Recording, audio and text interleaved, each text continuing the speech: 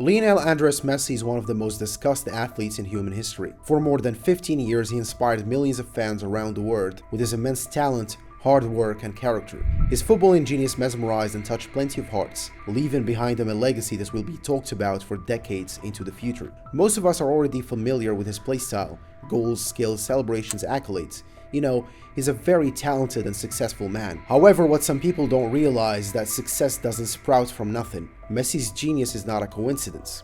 His acceleration, locomotion, change of direction, ball control, and decision-making are a result of both physical and mental habits and adaptations that he developed throughout the years. All these physiological and psychological causes shaped his future.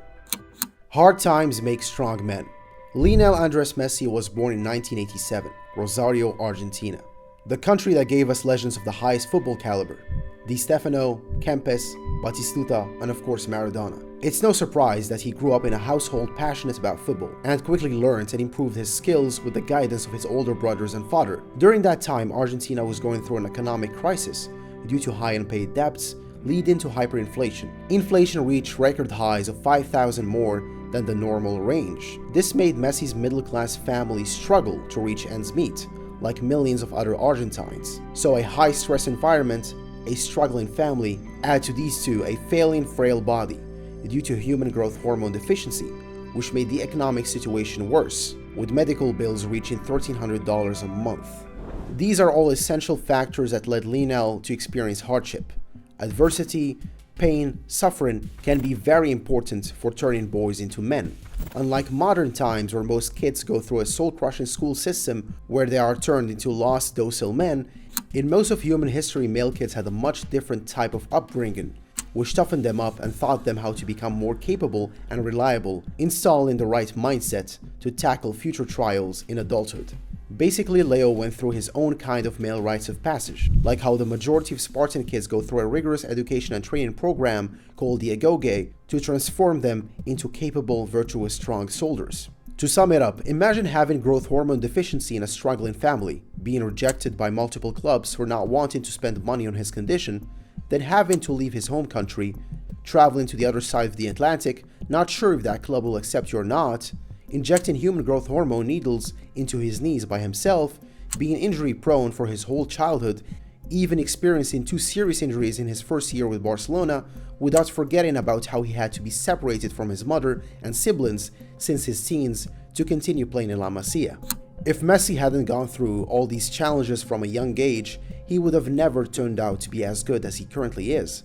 Hardship is what made him more talented, experienced, and consistent for 15 plus years. It's what made him mature at a much faster rate than his peers. Now, a person also needs guidance. If it wasn't for his family, especially his grandfather who lived in Catalonia, who contacted Barcelona to help Leo with his growth hormone treatment, if it wasn't for his father insisting on going to practice with him, and if it wasn't for his grandmother believing in his talent from a young age, Messi would have never fulfilled his potential. See, you need both hardship and assistance to turn out well. Hardship on its own can be a recipe for disaster. In other words, Messi's greatness is partly due to the hardship he went through during his childhood. This might explain why he turned out to be such a down-to-earth and humble man. He had to learn to adapt and overcome his weaknesses from such a young age, whereas a big majority of people in the 21st century live normal lives and only experience some difficulties much later on. Now, this still does not explain his incredible raw talent. His father Jorge and his maternal grandmother sensed that Leo was special with the ball since the ripe age of 4. So, is he just naturally gifted, or does he have some form of physical or mental advantage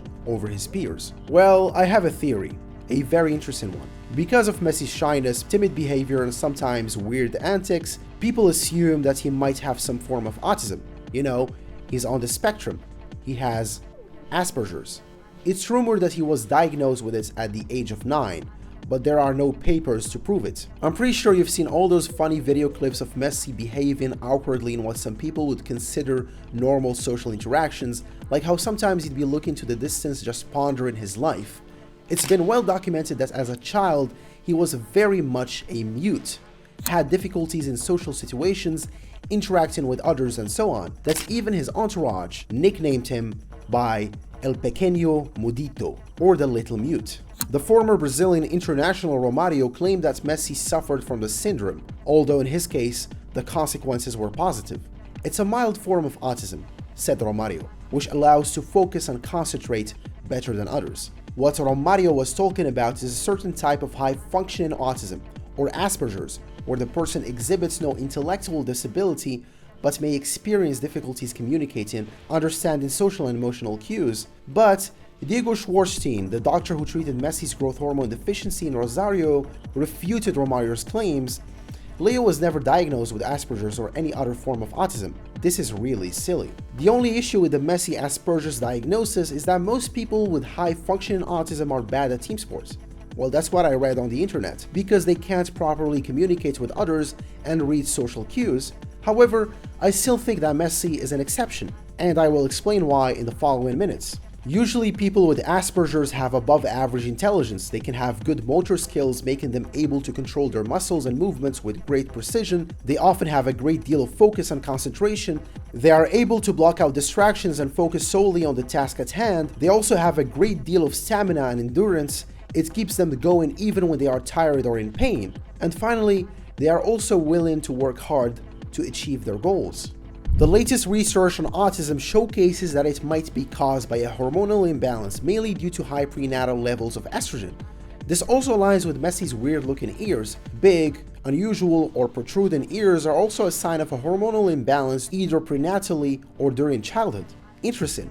So there might be a case to be made here. But Messi is not a normal autist though. He might be categorized as a savant. Some autistic people have exceptional talent for a particular field, art, music, and so on.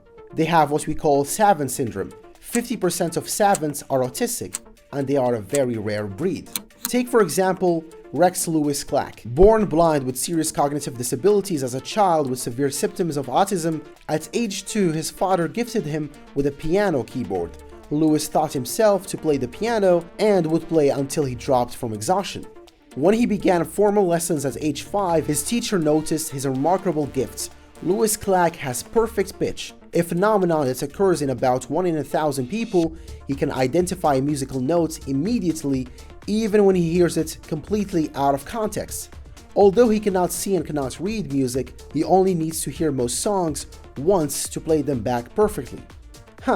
Doesn't this sound weirdly similar to Messi's story? Very talented, mostly self-taught, discovered since a young age, and more advanced than kids his age. When you expose a kid with savant potential to a hobby like art and music and so on, they can easily obsess over it and spend their whole time dissecting it, learning and mastering it in no time. To put it simply, Messi with his savant potential got exposed from a very young age to football in a country crazed about the sport, which facilitated his development, and boom, we get a 5-year-old football genius. It's as if savantism is some form of survival instinct. When the body lacks in something, it tries to compensate by enhancing another sense or skill. It's kinda like when someone loses sight and his ears get better at hearing its surroundings. This lines up perfectly with Messi being elite at most of the attacking football departments, mainly goal scoring, passing, playmaking, and dribbling. He cracks the football code decades ago, and nowadays he's just doing side quests. Messi's father Jorge has always dismissed the statesman's link in Messi with autism, and he hates when people bring it up. But the thing is, sports in general help improve and alleviate autistic symptoms. Football helped Messi become more normal than other savants or autists who got hooked on non-sports activities. Messi's savantism is mostly a theory. I've looked up multiple articles and studies and gathered info, and I believe that there's maybe some truth to it. Besides the hardship he endured and his possible Asperger's or savantism, there's another very important piece of the puzzle that's rarely talked about, that I think make him and other athletes alike much more superior than your average Joe. Biomechanics. One of the most observed and talked about characteristics of Messi's body is his height, or lack thereof. I'm such a comedian. Well, Messi is approximately 5'7" or 170 centimeters, which is about 10 centimeters or 4 inches shorter than the average footballer worldwide, coupled with short legs, resulting in a low center of gravity, which gifted him the ability to balance himself more efficiently, to switch directions accordingly in order to dribble his way through defenders. This is what we call biomechanics, the study of structures, in this case the human body's function and motion. A low center of gravity can help a footballer's stability, like how it helps sports cars and heavy construction equipment to not topple over or not lose balance. However, this gross simplification by most sports scientists and football journalists on how Messi's body works never sat quite right with me. So how do we explain the millions of men who share similar physical characteristics as Messi but do not come close to his talent? And what about all the other footballers who are physically bigger and share more similarities with him? What is their secret? What really is talent? There's a layer of fibrous connective tissues that covers the human body, situated under the skin, made of collagen called fascia. It's a system-wide network that provides form and function to every part of the body, from head to toe. Similar to tendons and ligaments, it's behind all bodily movements, providing a smooth surface for all body parts, muscles, joints, and organs to slide against each other without any friction or tears. Fascia stabilizes your body and gives it strength, helps with joint stability and movements. It holds muscles together and allows them to contract, stretch for better blood circulation. Take a grapefruit, for example. It has the outer shell, which is the skin, the juicy flesh, which is the muscles, and the white layer between them is the fascia. Basically, without fascia, humans and all other living organisms would be a mess. Everything a person can do and cannot do is influenced by fascia. A fat person can be flexible if his fascial tissue is flexible. A lankier man can beat up and hit harder than a buff, muscular, bigger man if his core, arms, neck, his muscles in general have a greater fascial development. The more developed a person's fascia, the more athletic and in tune he is with his body. I think you're starting to understand where I'm trying to get to. The reason why Messi has such great control over his body, stability, change of direction, how he can accelerate and decelerate faster than his peers, is because of his highly developed fascial tissue going from his feet, glutes, core muscles, and even his eyes. So how did he do it? Was it a conscious decision by Leo, or did his childhood indirectly affect its development? I think it's because Messi was so artistically driven by the love of playing football, he exponentially developed his fascia in a way where he could do crazy body turns, changes of direction, accelerations and decelerations in split seconds, but his body could not keep up with his energy and demands, so it got frequently injured. A lot of muscle injuries are actually fascial injuries. It's the white tissue below the skin that needs healing. For example, when someone goes to the gym every day, I mean a natural bodybuilder, not an enhanced one, is he gonna build any significant amount of muscle without any rest? Of course not. That's why he needs to take days off. Same thing could be said about Messi when he was a kid. The thing is, savants sometimes just cannot stop focusing on their tasks. Exhaustion is the only thing that stops them. Now, most of them are doing something that doesn't require as much physical energy as Messi, who plays football. So imagine a young Messi not taking a rest until he digs into his body's reserves, and on top of that, you add human growth hormone deficiency. Well, the result is an endless cycle of injuries. Recently, there's been plenty of talk about the importance of the correlation between a footballer's ability and his glute development. But I don't see many mentioning how developed feet are of equal importance. Take a look at Messi's well-proportioned and vascular feet. Most great athletes have well-developed feet because they've been utilizing and training with them since a very young age. Their plantar fascia, the fascial tissue situated in the bottom of the foot, is strengthened. It becomes more flexible and malleable and resistant to injuries, the more you use it, while also giving it enough rest. To simplify all of this, having developed fascia equals more intuition. It makes you play with instinct, needing very little time to act or react. A major contributing factor behind Messi's surgical precision is him practicing football barefoot from a young age. I don't know if you've ever heard about this anecdote, but Messi and Ronaldinho used to practice shooting together while barefoot because it felt great and yielded better results than using shoes. Ronaldinho Gaucho was thought to play by his father, who used to also be a footballer. After winning his first Ballon d'Or, the Brazilian expressed the impact of his deceased father on his football career. "My father told me that it was better to learn to master the ball barefoot, to have sensitivity in the foot, and I promised him that I'd master it like no other." Well, well, well. Look what we got here. Learn to master the ball barefoot for better sensitivity. Well, this makes sense. It's crazy how in our modern society a big majority are not taught the importance of walking barefoot and given those little feetsies rest from wearing shoes. Everything needs to be in moderation. Wearing tight shoes since childhood can have detrimental effects on feet development making them crooked and unproportioned, which can lead to fascial adhesions and even back issues. Like, imagine you're always wearing gloves on your hands. Do you see how insane that sounds? Now that I think about it, maybe the reason why South America has produced so many talented footballers, even though the continent has less resources and facilities compared to Western Europe, for example, is because many more footballers train barefoot in their childhood, and a lot of it is due to the coincidence of not having money to afford football shoes. This also explains why the new generation of footballers just isn't as gifted as the previous one. They forgot the old ways mainly due to easy access to better cleats and pitches from a very young age. In the past months, Kevin Prince Boateng was invited to the Rio Ferdinand podcast, and he was asked about his time with Barcelona, how Messi used to act in the dressing room, and how insanely good he was. We used to shoot after practice, shooting from the outside box, you know? We used to shoot from there, like there was teams of 2. He was with Suarez, I was with Rakitic. No, I was with Vidal. So we used to shoot, bro, 100 shots, 98 goal. But I'm telling you, it's not normal. Top bins, bang, against Ter Stegen. And I told him in Germany, come on, man, what's wrong? He said, I can't. It's the perfect pace, right in the corner, next to the post, every time. When he missed, we thought he's sick, like he has fever. Yeah. He said, everything okay? He never missed. Wow. It's unbelievable. What's he doing like off the pitch like that? Is he like, you talk about, everyone compares Ronaldo to Messi, like, yeah. And we all hear about Ronaldo's work rate and work ethic and preparation, etc., recovery. Is Messi as meticulous? Is he crazy about that stuff as well? Never seen him in the gym.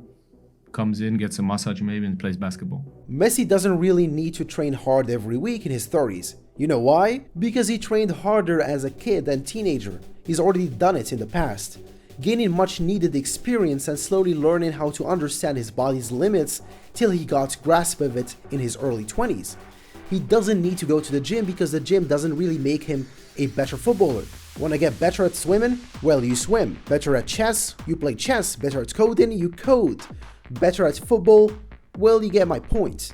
It's such a misconception how a lot of footballers equate going to the gym with working hard. Yes, you do work hard, but it can be the wrong type of work depending on the needs of each footballer. A defender doesn't need to be a really good dribbler or goal scorer to play at the elite stage, though he can work on getting stronger and improving his vertical jump, tackling, increasing his muscle mass, and so on. Yet Messi doesn't need to prioritize such things, and he intuitively knows it for some reason. Instead, he works on his pace, change of direction, doing zigzags, jumping obstacles, and so on. All these drills are much more important for his game. And yes, I know that Messi has been going to the gym lately. However, he's doing it the correct way in the off-season, where his body has the time to rest and not clash with match days. Messi wasn't great at free kicks till he got some lessons from Maradona and practiced taking them in his mid-20s, resulting in him becoming one of the top 10 best free kick takers in history. Do not get it wrong, you still have to put in the work to become great. It's just much easier for Messi because of how he intuitively learned how to use his body and how to strike the ball using the right part of his foot. He spent so much time, tens of thousands of hours, honing his skills, thus becoming a master of his craft. Lastly, if you reach this point in the video and you want to improve your skills playing barefoot, you have to go outside, the same way Messi and so many other South Americans did. I know this might sound redundant, but you need to get sunlight on your feet for better recovery and better sensory stimulation by synthesizing vitamin D or hormone D to be more precise. So there you have it. 3 major factors were behind Messi's legend. Hardship in his formative years where he had to adapt and learn important life lessons, him possibly being a savant which explains his incredible raw talent, and finally his well-developed fascia that he trained throughout the years that gives him the possibility to create magic with a football. Thank you guys for watching. As usual, subscribe and like the video for more content. Follow me on my other socials and I'll see you later. Have a good day.